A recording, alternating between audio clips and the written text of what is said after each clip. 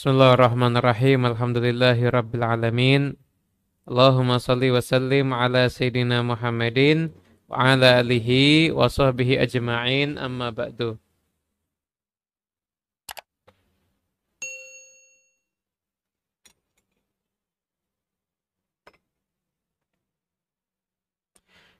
Alhamdulillah, Allah Subhanahu wa taala memperjumpakan kita semuanya di tempat yang insyaallah penuh dengan berkah ini. Dan kemarin kita sudah pertemuan sebelumnya kita mengkaji tentang masalah adab perempuan ketika akan keluar rumah. Nah, di antaranya adalah perempuan itu diperbolehkan keluar rumah, nggak ada masalah, bermuamalah nggak ada masalah, namun dengan tata cara.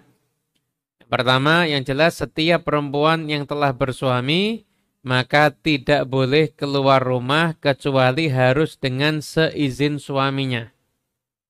Nah, tidak boleh perempuan itu keluar rumah kalau tidak mendapatkan izin suaminya. Kecuali kalau suaminya udah ngomong, kalau kamu kesini dan kesini nggak apa-apa, nggak usah pamit, langsung boleh. Atau kalau kamu diajak sama ibumu atau ibuku, kamu langsung jalan nggak apa-apa, nggak usah pamit. Itu boleh-boleh saja. Ya. Tapi selain daripada itu semuanya, maka wajib untuk pamit. Jadi pamit itu beda sama ngabari. Nah, pamit itu berarti minta izin. Boleh enggak? Enggak boleh ya enggak. Kalau ngabari itu udah jalan baru ngomong, saya pamit ya pergi ke sini. Udah jalan tapi bukan pamit namanya itu. Itu namanya memberikan informasi. Pamit itu bukan begitu. Pamit itu minta izin. Boleh enggak? Enggak boleh enggak jadi. Kalau boleh baru jalan. Gitu. Jadi perempuan itu boleh keluar rumah, tapi tadi seizin suami. Yang kedua, tidak tabarruj berhias. Berhias yang melampaui batas. Kemarin sudah kita terangkan ya. Jadi perempuan itu tidak boleh sampai seperti apa sih yang tidak diperbolehkan tuh sudah kita bahas di pertemuan sebelumnya. Silakan dicek di YouTube. Kemudian setelah itu yang ketiga adalah tidak boleh menimbulkan fitnah. Fitnah seperti misalkan ke tempat-tempat yang bisa menimbulkan sangkaan macam-macam. Atau misalkan ada perjumpaan yang intens dengan yang bukan mahram dan itu hanya berduaan. Itu menimbulkan fitnah. Itu enggak diperbolehkan. Nah, kemudian setelah itu dilanjutkan di sini oleh Syed Muhammad bin Alawi Al-Maliki, sesungguhnya Islam itu melarang perempuan untuk keluar dengan perhiasan yang akhirnya menjadikan dia itu menjadi pusat perhatian. Dan perempuan itu sebenarnya boleh halal. Dengan pergi itu boleh, tapi kalau ketemunya dengan orang-orang atau laki-laki yang sesuai disebutkan dalam ayat tadi, mahram-mahramnya. Seperti ayahnya, atau misalkan saudara ayahnya, kakeknya, saudara kakeknya, saudaranya, atau anak saudaranya, keponakannya, itu nggak ada masalah. Sepupu nggak boleh ya, sepupu nggak boleh. Yang mana orang-orang tadi itu tidak akan terfitnah dengan perempuan tersebut karena memang mahramnya haram untuk dinikahi. Nah, sesungguhnya beliau mengatakan sesungguhnya syahwat yang paling bahaya itu adalah syahwat urusan jinsiah ini, urusan laki-laki dan perempuan. Maka Islam itu memberikan pengobatan dengan menutup pintu-pintu yang akhirnya bisa menjadikan syahwat itu menjadi tidak terkontrol. Jadi begini, laki senang sama perempuan, ini wajar ya. Yang tidak wajar itu laki senang sama laki, perempuan senang sama perempuan. Dan ini yang repot tuh begini.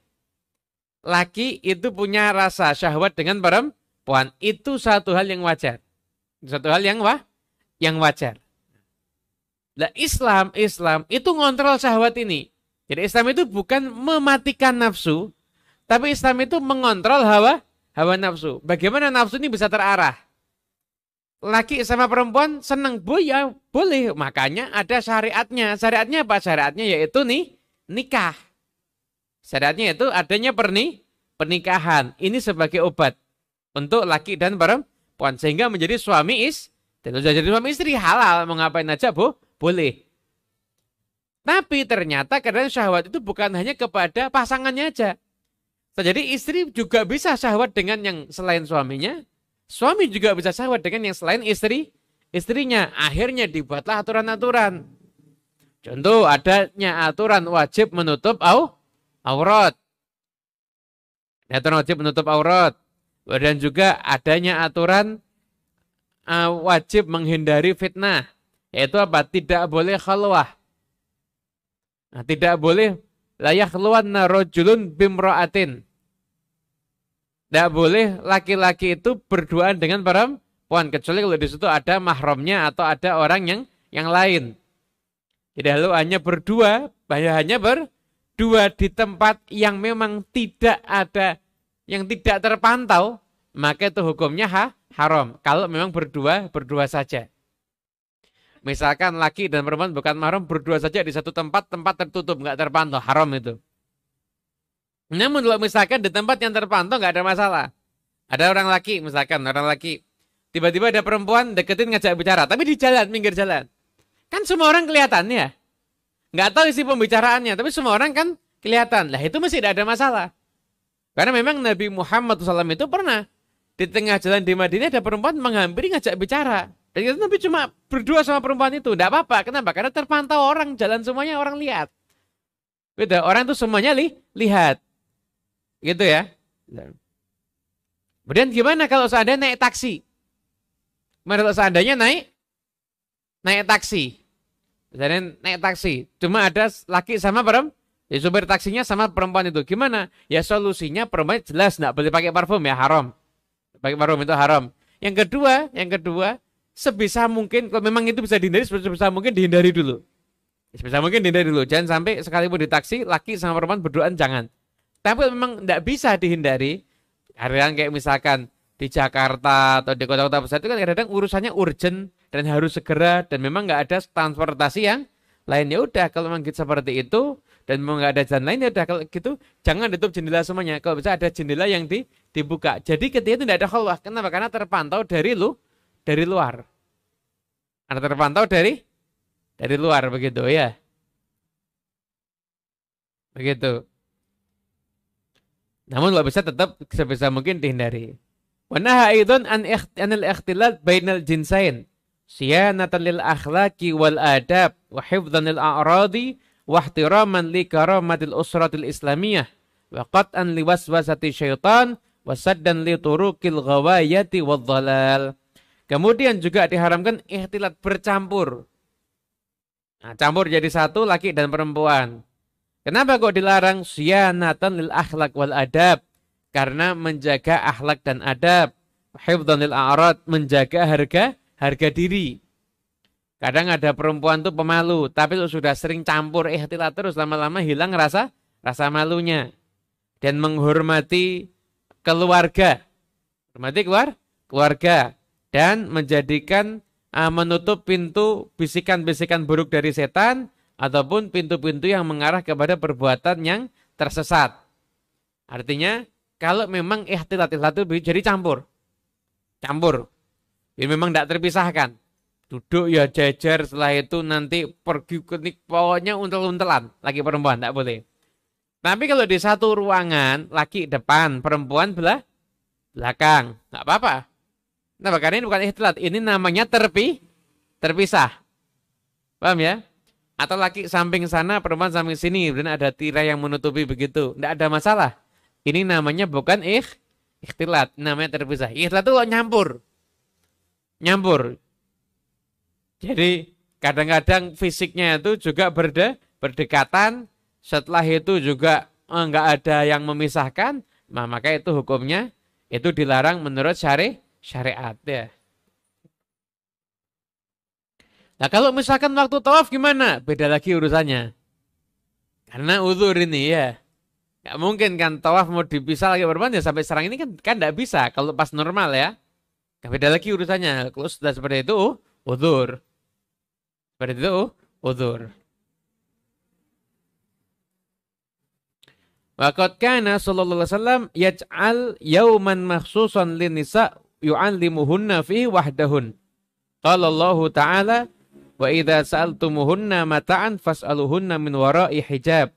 Hadza adabun 'amun syarifun amara bihil Islam. Kemudian setelah itu juga Nabi SAW itu punya satu waktu khusus. Satu waktu khusus di mana di waktu itu Rasulullah SAW itu hanya ngajar perempuan. Itu ada di riwayat Sahih Bukhari. Jadi Nabi SAW itu punya jadwal rutin, itu cuma taklim, ngajar kepada para perempuan. Dan para perempuan. Gitu. Di antaranya Nabi itu sering ngasih nasihat kepada para perempuan itu apa? Untuk sedekah. Untuk sedekah. Itu yang sering Nabi sampaikan. Gitu. Kemudian Nabi SAW juga mementingkan pendidikan untuk perempuan. Jadi memang perempuan ini harus juga belajar ilmu agama. Dan memang idealnya perempuan ya belajarnya sama perempuan. Perempuan belajarnya dengan ustadzah ya.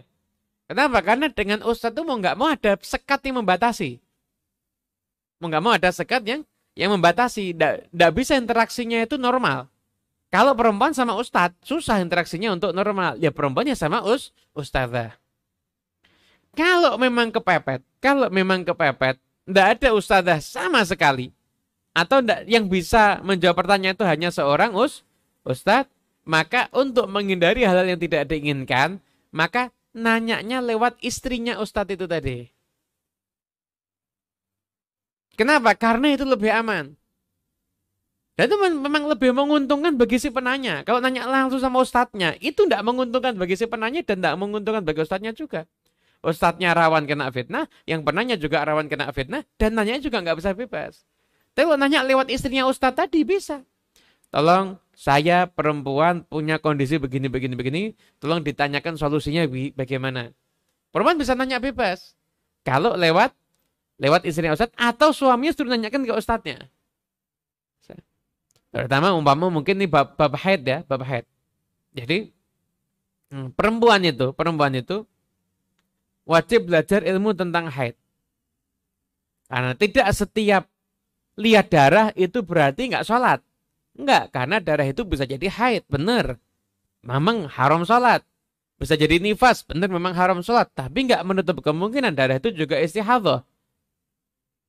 Istihadhah itu berarti perempuan itu tetap diwajibkan untuk sholat, harus ngerti.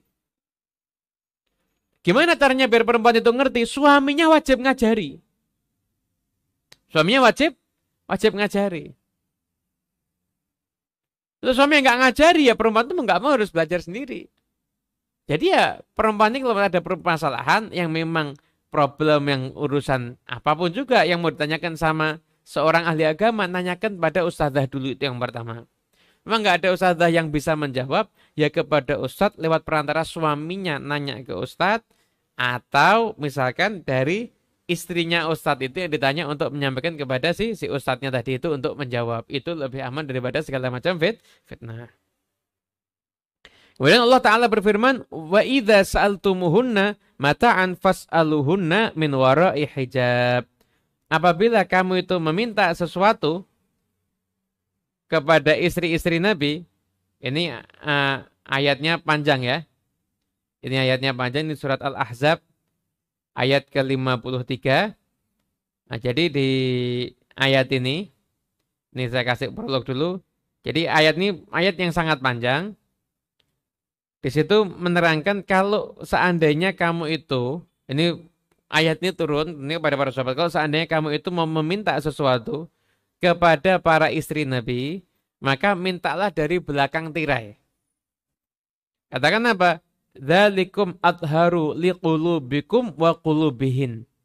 Maka cara seperti itu lebih menjadikan bersih kepada hati kalian dan hatinya mereka, para istri Nabi. Jadi, ini adab yang luar biasa yang diajarkan oleh agama Islam. Dulu, sebelum turunnya ayat ini, ketika itu Sayyidina Umar bin Khattab menyampaikan kepada Nabi, ya Rasulullah, yang mendatangimu itu macam-macam. Ada al-barru wal fajir. Ada orang baik juga ada orang yang nggak baik. Perintahkan istrimu untuk menggunakan hijab.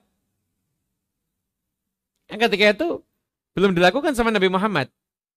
Nah, sampai akhirnya turunlah ayat ini. Turunlah ayat ini. Maka ketika itu baru Nabi SAW memerintahkan istrinya untuk menggunakan hijab. Artinya apa? Istri Nabi setelah turun ayat ini, tidak ada orang yang tahu Bagaimana wajahnya istrinya Nabi? Kenapa? Karena selalu menggunakan hijab. Dan tidak boleh dulu sebelum ayat ini turun, ya sahabat kadang-kadang makan bareng sama Nabi, di rumah Nabi. Di situ juga ada istrinya Nabi biasa, dan memang tidak dosa.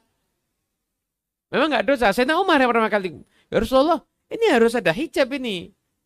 Istrimu yang datang sama kamu itu kan macam-macam. Kan bukan cuma orang baik, ada juga orang yang nggak baik. Nah, sampai akhirnya ketika itu turunlah ayat hijab. Turunnya hijab nggak ada lagi begitu. Ada dulu kalau sahabat atau siapapun yang bukan siapapun sekalipun orang dekatnya Nabi seperti Anas bin Malik dan lain sebagainya, kalau masuk ke rumah Nabi itu tidak akan masuk ke rumah sebelum izin. Gak akan masuk ke rumah sebelum izin. Nah, kalau dulu sebelumnya nggak pakai izin langsung masuk gitu biasa dan memang nggak ada larangan. Setelah turunnya ayat hijab maka setelah itu istri Nabi kemudian menggunakan hijab dan tidak boleh ada yang menjumpai kalau memang ada sesuatu minta sesuatu maka itu bicaranya tertutup dengan tirai. Nah, begitu. Itu konsep yang Islam ajarkan untuk menjadikan pasangan suami istri itu menjadi harmonis. Bahkan dikatakan di dalam ayatnya, lanjutan ayatnya itu adalah dzalikum adharu liqulubikum wa qulubihin.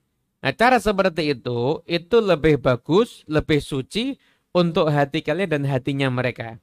Nah, Imam Al-Baghawi di dalam tafsir yang mengatakan, Imam Al-Qurtubi, maaf, dalam tafsir yang mengatakan, ayat ini menunjukkan apa? Menunjukkan apa? Bahwasanya tidak boleh ada seseorang pun yang boleh merasa aman daripada bisikan setan. Enggak boleh ada seseorang pun yang merasa aman daripada bisikan setan. Enggak boleh. Ini ayat ini kan hitapnya kepada sahabat Nabi dan istri-istri Nabi kan. Dikatakan apa? Atharu liqulubikum wa qulubihin. Ini lebih suci untuk hati kalian dan hatinya dia, mereka para istri Nabi.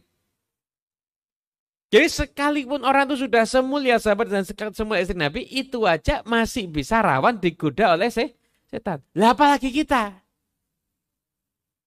Apalagi kita? Jadi kita nggak bisa umpama kita bilang saya ini sekalipun lihat konser musik, konser apapun juga yang nyanyi misalkan rocknya pendek, iman saya tidak akan tergoda. Nggak bisa bilang begitu. Dari mana? Lah orang itu membaca Quran. Orang itu membaca Quran sunnahnya apa yang dibaca? Sebelum bismillah apa? A'udzubillahi minasyaitonir rajim. Mau ngapain ini? Baca Quran. Dari baca Quran aja bisa diganggu sama setan. Tuh baca Quran tuh bisa diganggu sama setan. Makanya sebelum baca Quran kita a'udzubillahi minasyaitonir rajim. Nah, baca Quran itu bisa diganggu sama setan. Lah kok misalkan enggak tergoda iman saya dari mana? Oh, saya itu biasa. Saya itu kalau kumpul sama perempuan sekalipun di klub, di kafe, iman saya enggak akan tergoda. Tahu dari mana? Yang baca Quran aja disuruh ta'awudz. Kita aja sholat sebelum baca Fatihah disunahkan juga ta'awudz kok. Ya kan, suruh minta perlindungan kepada Allah daripada gangguan setan. Ini yang membaca Quran, apalagi yang urusan yang selainnya itu. Jadi nggak akan ada yang lepas daripada godaan setan. Entah itu suami, entah itu istri. Makanya masing-masing itu harus pandai menjaga diri. Jadi harus tahu bagaimana batasannya. Ini bisa menimbulkan fitnah. Ini enggak, itu harus tahu. Ini menimbulkan fitnah, yang ini enggak. Kenapa? Karena tidak ada yang aman daripada godaan setan. Tidak ada yang aman. Semuanya itu rawan terkena godaan setan. Dan kita semua selamat insyaallah ya. Amin ya rabbal alamin. Dulu ada satu cerita. Ini tentang masalah godaan setan ya. Jadi setan itu benar-benar Allah aja udah mensifatkan aduwwum mubin. Musuh yang nyata, terang benderang musuh kita itu setan. Dulu ada orang ibadah ikhlas. Dari saking ikhlasnya, dia itu puasa sunnah sekian tahun, istrinya tidak tahu kalau dia puasa. Karena pintarnya nutupin amal.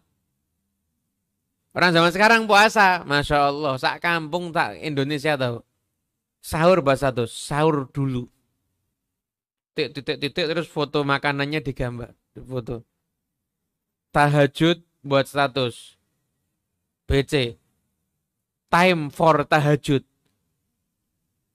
Jadi akhirnya waktunya sibuk untuk nyeritakan amalnya dibanding untuk beramal. Ini orang ini ikhlasnya luar biasa. Dia puasa sunnah selama sekian tahun istiqomah. Istrinya nggak tahu kalau dia tuh puasa. Anda bisa bayangkan hebatnya kayak apa nih nutupin amalnya. Setan gemes sama orang ini luar biasa. Kok bisa ya? Goda biar riak. Itu enggak riak-riak orang ini. Goda mati-mati sama setan. Gimana caranya nih biar riak? Enggak riak-riak. Wah, setannya udah pegel. Sampai akhirnya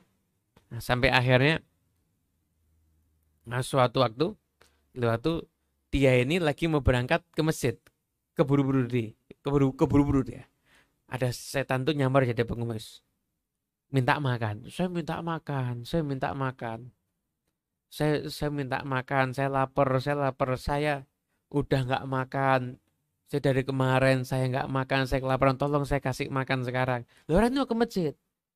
Orang bilang, bentar. Nanti bang di masjid. Lapar saya nggak kuat. Emosi. Namanya orang puasa. Ada orang minta. Mau dikasih ini orang minta. Tapi malah ngegas. Akhirnya ikut marah. Saya ini juga lapar. Saya ini puasa. Nanti setelah saya dari masjid saya kasih makan kamu. Itu dia ngomong saya juga puasa. Berarti amalnya dia ada yang gak ikhlas. Ditinggal sama pengemisnya. Berarti apa? Dia sudah ngomongin amalnya. Nilai ikhlasnya sudah rontok sedikit. Itu setan goda sampai kayak begitu. Anda sampai jadi nggak ada yang bisa aman daripada godaan setan. Ya ada yang bisa. Jadi jangan pernah merasa aman daripada godaan setan. Nggak ada yang merasa aman. Bahkan sekalipun ahli ibadah itu nggak boleh merasa aman. Nggak boleh merasa aman. Dulu Syekh Abdul Qadir Al-Jailani, seorang kekasih Allah luar biasa, ibadahnya luar biasa. Syekh Abdul Qadir Al-Jailani ini pernah ketika jalan sendiri gitu, tiba-tiba keluar asap, ada cahaya menjulang tinggi sampai ke langit begitu. Terus keluar suara, Ya Abdul Qadir, hai Abdul Qadir, hari ini telah saya bebaskan untukmu. Tidak ada lagi amal wajib untukmu dan juga tidak ada lagi yang haram untukmu. Kamu bebas mau berbuat apapun juga di muka bumi ini. Dengarkan begitu, Syekh Abdul Qadir Jailani langsung, terlaknat, pergi kamu. Kaget, setannya kaget. Kata setan, saya sudah menjurumuskan lebih dari 70 orang ahli ibadah dengan cara seperti ini, semuanya berhasil, yang gagal cuma kamu. Syekh Abdul Qadir Jailani kita menceritakan, lo mengatakan, tidak mungkin, lo Nabi Muhammad aja sampai mau meninggal aja mikir sholat kok. Lah kok ada sekelas katanya wali, tidak wajib sholat. Dari mana? Dari mana ini? Ajarannya siapa ini? Ajaran setan. Jadi nggak ada yang aman daripada godaan setan. Makanya harus berhati-hati. Nah, termasuk juga, jadi semuanya. Ini baik urusan usrah ini semuanya. Jadi baik dalam urusan ikhtilat, baik dengan hubungannya lawan jenis, ataupun dengan bentuk kemaksiatan yang lainnya. Jangan ada, pokoknya kalau bisa rumah tangga kita itu, ya Allah, jangan sampai, kalau sampai ada kemaksiatan, pokoknya ya kita tambal dengan taat, intinya begitu. Wa'adbi isayyi'atal hasanata tamhuha, intinya begitu. Sampai suami istri duduk ngomongin orang, langsung istighfar, setelah itu dzikir. Karena maksiat itu macam-macam, bukan cuma ikhtilat ini aja. Ada maksiat lebih ngeri, ngomongin orang itu ya dosa. Ngomongin orang itu dosa. Orang ngomongin orang lain, misalkan ngomongin keburukan orang lain, ini dosa. Jadi kira tuh udah dosa loh. Kata Imam Ghazali seperti 30 kali zina orang ngerasani orang itu. Nah, terus berbuat, wah kalau gitu lebih mending zina aja ya, 29 kali. Ini tolol gitu ini.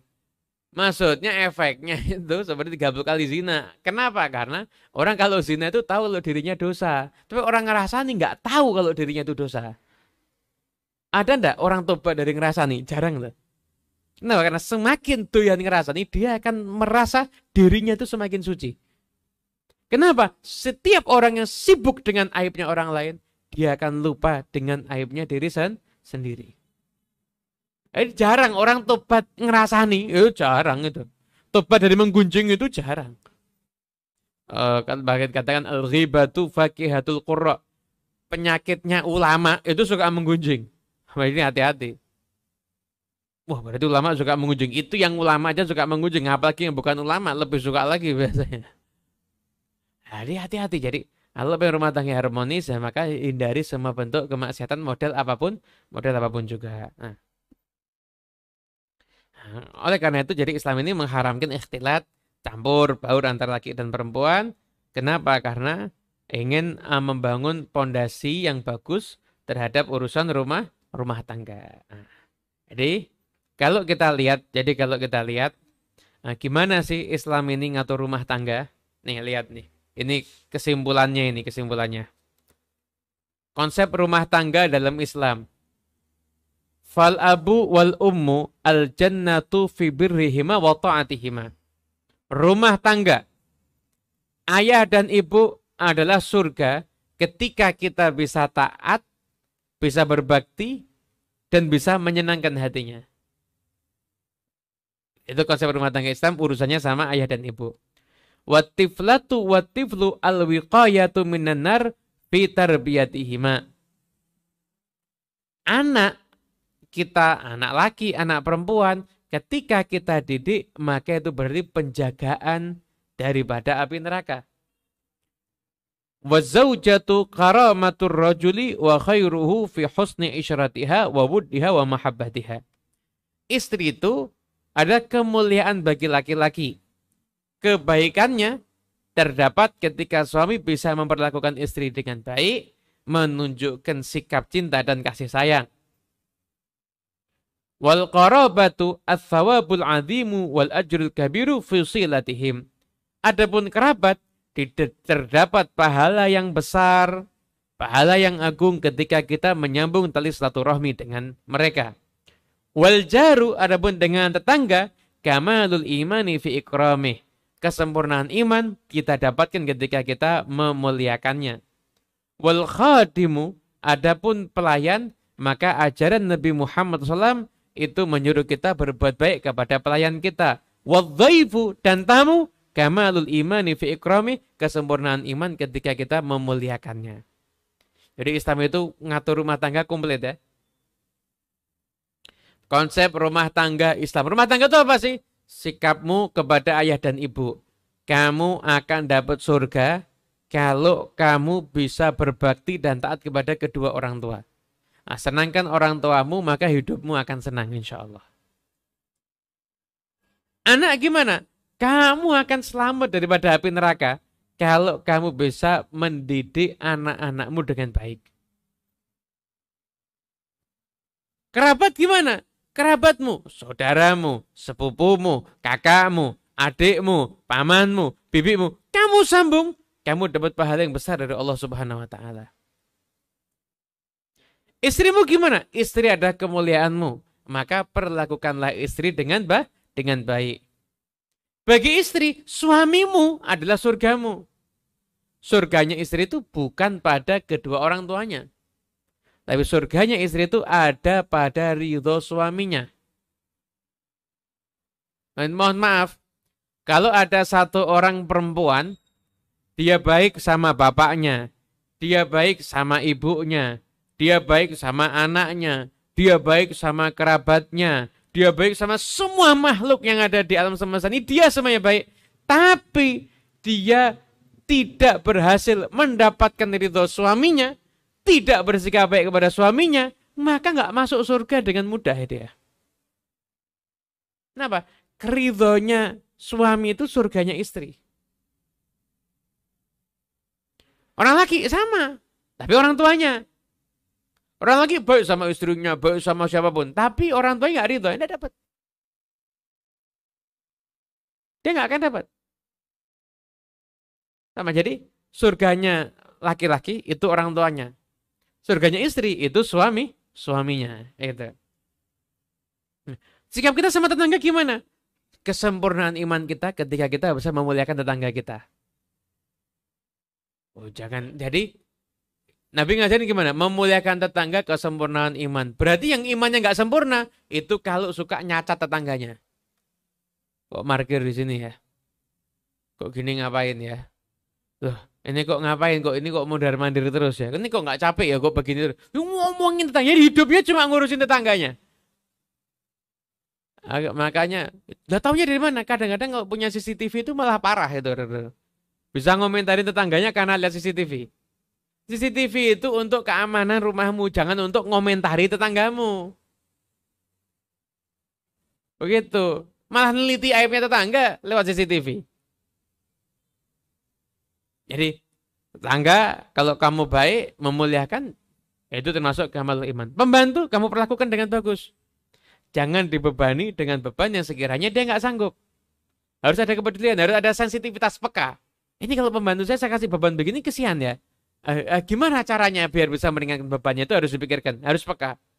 Dan tamu juga harus dimuliakan. Nah, kalau rumah tangganya begini, ya insya Allah ini yang dinamakan rumah tangga surga itu ya begini ini tadi ya. Hubungan sama orang tuanya bagus, sama anaknya bisa mendidik, sama suami istri saling menghormati, sama kerabatnya nyambung tali silaturahmi, sama tetangganya bersikap baik, sama pembantunya bisa menghargai, sama tamu-tamunya bisa memuliakan. Wah, kalau begini, ini baru namanya rumah tangga yang beneran ini ya. Rumah tangga yang diajarkan sama Islam itu yang seperti itu. Itu.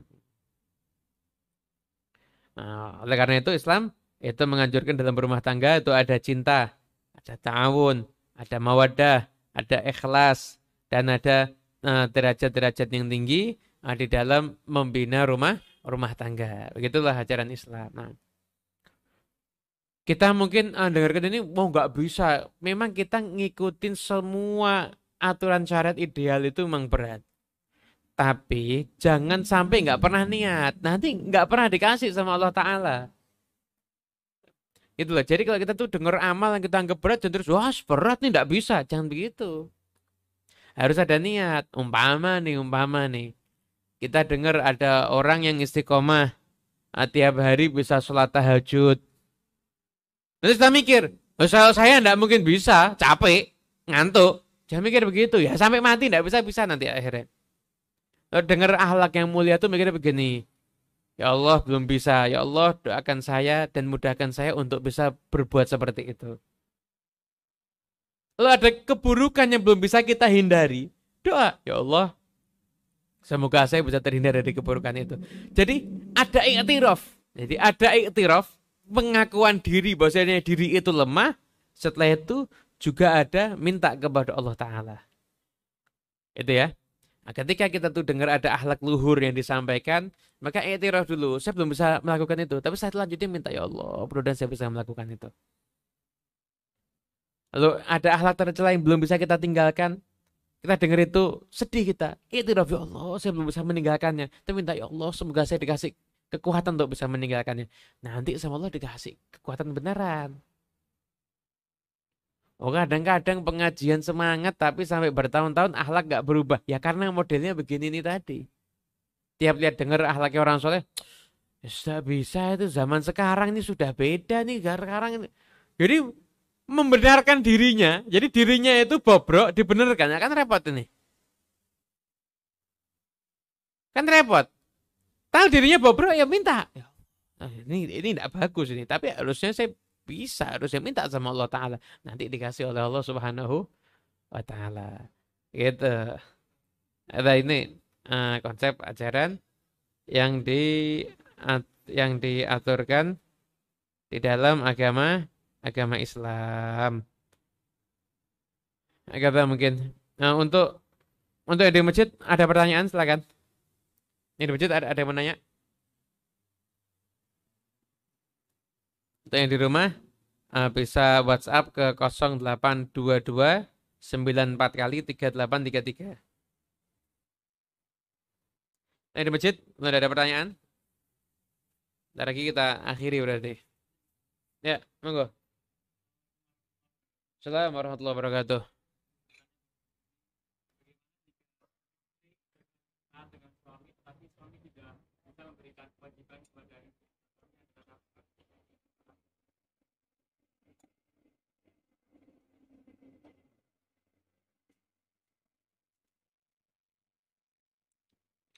Gimana kalau istri sebenarnya sudah taat sama suami, ya? Tapi suaminya tidak bisa memberikan nafkah kepada istrinya, nggak bisa menafkahi. Nah, maka itu kembali ke istrinya. Jadi suami nggak bisa menafkahi itu alasannya kenapa? Kalau memang, jadi nafkah itu yang penting makan ya, makan hari itu. Nafkah itu makan di hari itu. Itu utamanya nafkah itu adalah makan di hari itu ya. Jadi nafkah itu bukan iPhone yang terbaru, bukan itu bukan masuk bagian nafkah itu. Nafkah itu adalah uang makan di hari itu. Nah, suami bisa tidak menafkahi? Oh, tidak bisa menafkahi. Alasannya kenapa? Oh, suaminya udzur. Karena udah sakit, misalkan nggak bisa kerja dan lain sebagainya. Ya, kembali ke istrinya. Istri mau sabar menerima, maka dapat pahala yang besar dari Allah Subhanahu wa taala. Tapi kalau misalkan suami itu tidak bisa menafkahi, kenapa? Karena malas. Sekarang kan banyak. Maaf. Kadang-kadang orang itu malas tapi ngakunya tawakal. Kamu kenapa aku nggak kerja? Saya mau bertawakal kepada Allah Subhanahu wa taala. Bukan itu ya, laki itu nggak harus kerja. Itu harus kerja. Nabi SAW itu nggak senang sama orang pengangguran. Nabi aja kerja kok. Nabi itu kerja. Sayyidina Umar bin Khattab itu kurang yakin apa Sayyidina Umar bin Khattab? Itu kerja. Bahkan Sayyidina Umar itu seneng duduk sama Nabi. Itu kerja nyesel. Sampai akhirnya beliau buat giliran. Satu hari kerja, tetangganya duduk sama Nabi. Nanti malam hasil kerjanya dibagi, ilmu yang dapat dari Nabi dibagi juga. Besoknya Sayyidina Umar duduk sama Nabi, tetangganya yang kerja. Terus, kenapa? Karena tidak mau kehilangan duduk sama Nabi, tapi juga nggak mau kehilangan kerja. Tetap kerja. Orang laki itu kemudiannya adalah ketika kerja. Tapi kerjaan sekarang susah dan sebagainya. Harokah. Yang penting ada gerakan. Kalau sudah ada gerakan, nanti akan turun barokah. Kayak ada pepatah, al-harokah barokah. Kalau sudah ada gerakan, nanti akan ada berkah. Ada satu perkataan ulama, al-barakatu fi alamil ghaibi la tanzilu illa bil harakati fi alamil musyahadah. Berkah yang ada di alam gaib itu tidak akan turun kecuali ketika sudah ada gerakan di alam musyahadah ini tadi. Nah, ada yang saya kemarin waktu itu pernah menjelaskan begini.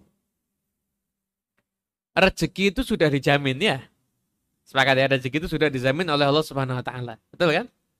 Terus kita nggak usah kerja begitu. Ya kerja. Nih, Siti Maryam itu ketika beliau akan melahirkan, itu bersandar di pohon kurma. Anda pernah tahu pohon kurma? Kokohnya seperti apa? Anda tahu kan?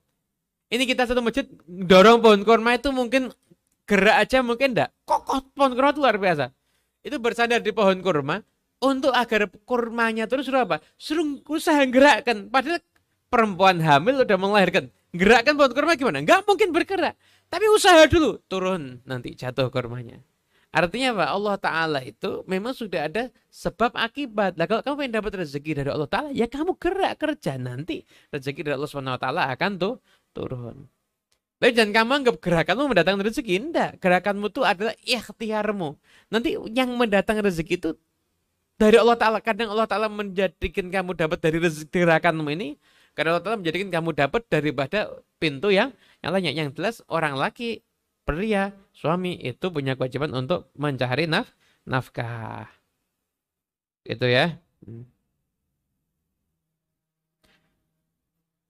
Cukup mungkin ya, sudah mendekati Isya. Wallahu alam.